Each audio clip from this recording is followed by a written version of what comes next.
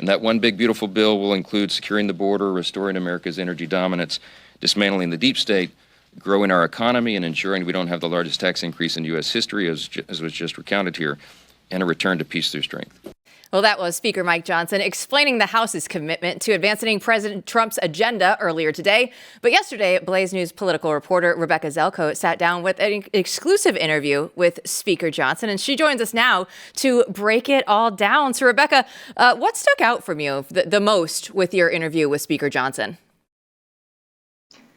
I'll say one of the things that stuck out to me the most was just how palpable this vibe shift was. We were able to cover quite a few topics in the few minutes that I was able to spend time with the speaker. But across the board, it really seemed like he was really dedicated to, forwarding this MAGA mandate. And we had talked throughout the election coverage and the post-election coverage about this vibe shift, and it really felt like it was something that he was taking to heart. We talked about Ukraine, we talked about DOGE, we talked about reconciliation, and a lot of the answers that he gave me seemed like he was really dedicated to actually making this vibe shift a reality, a political reality, not just in the executive branch, but also in Congress. And so I think that was probably one of the most, one of those things that really stuck out to me. And the fact that, the speaker and all of his, the crazy world that he lives in, the busy schedule that he's operating under every single day, the fact that he decided to take a few minutes to sit down with an outlet like Blaze News as opposed to, the politicos and the punch bowls that many politicians have really decided to dedicate their time to over the last few years, I think is just even more evidence of this vibe shift that's really been working in our favor. I like that. I think that's smart of him, and he should do it more often. Because they all should realize that this is the only way forward. I mean, it really angers me, and it should anger all of us and everyone in the audience when these guys go to these other outlets, which makes zero sense at this point in time. He should be doing exactly what he did, which is talking to you and to Chris, and he should be talking to you more. Let me say that. I want to see more of it.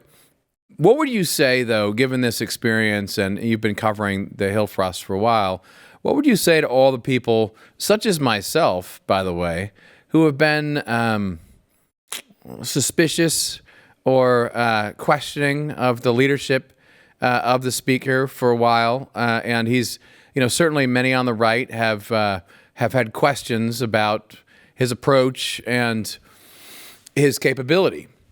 But here he is. He's riding the tide like everybody else right now, I suppose.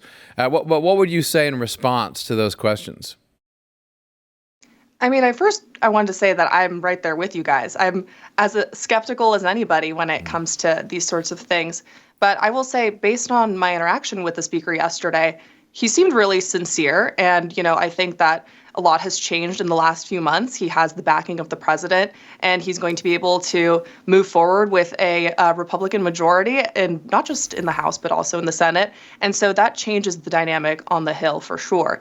I think that it's honestly at this point worth giving him the benefit of the doubt. And it's not just the speaker that has taken the time to sit down with us. We have a couple exciting things in the works over the next few days with other lawmakers who are going to be dedicating their time more with alternative media like ourselves. And so I think that there's definitely room for optimism there.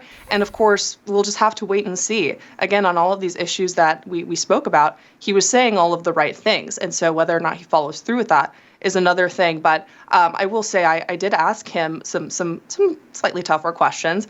It wasn't a total softball interview. I did point out the fact that most, if not, all of the major legislation that was passed throughout the 118th Congress was done so with support from Democrats. And, with this big reconciliation vote on the horizon, Johnson can really only afford to lose one Republican vote. And so I asked him, are you going to have to try and reach across the aisle to get some of these, to accomplish some of these, to get some of these votes through the door? And he really didn't seem like that was going to be a reality. I mean, reconciliation is unique, as he pointed out. He said that it has almost exclusively been a partisan practice. But, with other bills in the future, he also indicated that his focus is really going to be on rallying Republicans behind the MAGA mandate and sort of implementing President Trump's directives on the Hill. And so I think there's definitely room for optimism, and we'll just have to wait and see if he adheres to these directives going forward. All right, so Speaker Johnson is optimistic. We like that. We want him to be optimistic right now. This is the show called The Mandate. We want that here, obviously. But how confident are you then that he will be able to push through Trump's agenda? Because like you said, he had to work with the Democrats a lot. So now that you look at all of these, the big, beautiful bill that we have coming up, how confident are you that he's going to be able to get that through? I think the next few days will be consequential. With reconciliation, that's going to be the biggest menu item. It's going to require, getting moderates, but more importantly, fiscal conservatives on board with Speaker Johnson's plans. Moderates are saying that the cuts go too far. Fiscal conservatives are saying that the cuts aren't going far enough. And so Speaker Johnson, when he spoke with me yesterday, mentioned that this whole process is not just about, having this MAGA mandate in front of you, but it's also about finding that balancing point, because the Republican conference can be pretty diverse at times. And he's tasked with a difficult job, which is getting everybody on the same page. And so whether or not he's able to accomplish that with reconciliation, whether it's tonight or he mentioned earlier today that it could be later this week, depending on how much progress needs to be made and getting the remaining holdouts on board, I think will really be a testament to how effective he is as a speaker going forward. Rebeka, Speaker Johnson also said he'd work to get the House to codify DOGE. What does that mean, and what did you make of that? Yeah, so DOGE has obviously been making a lot of headlines lately, and I asked him about it because not just, to Democrats' dismay, but there's also several Republicans, both on the Senate and on the House side, who have had their own reservations about Elon Musk's DOGE directives. They've said that, again, these cuts are going too far, that the layoffs are negatively impacting their constituents.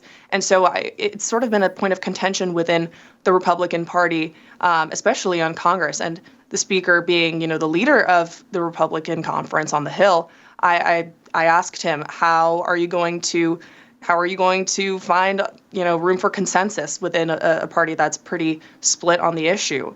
And he reaffirmed to me that he was actually going to adhere to these DOGE initiatives as much as he could. And I use that phrase, as much as he can, because with the responsibility of codifying these things, it's going to require every single Republican to get on board. I mean, that's really the wiggle room we're talking about. It's just one seat that he could afford to lose.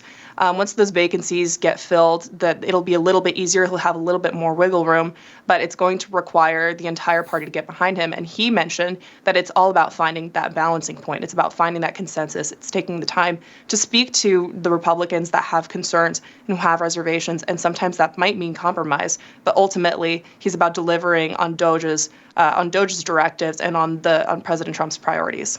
In the last couple of minutes that we have you here, let's talk about Ukraine. And I know there have been headlines today that have come out where Zelensky is agreeing to the minerals deal for the United States to take that over. But I know that you talked to Speaker Johnson specifically about that. So what did he have to say?